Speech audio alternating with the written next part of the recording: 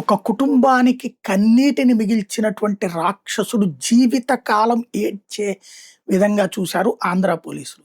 Encounter but not dead. అది జరిగిన సంఘటన. నేను అనంతపురం జిల్లాలో హేమచంద్ర అనే 5 సంవత్సరాల బాలుడిని చంపినటువంటి సరేష్ అనేటటువంటి ఆళ్ళ బావ అమ్మాయిని చనిపోయినటువంటి హేమచంద్ర వాళ్ళ అక్కని పెళ్లి చేసుకున్నటువంటోడు.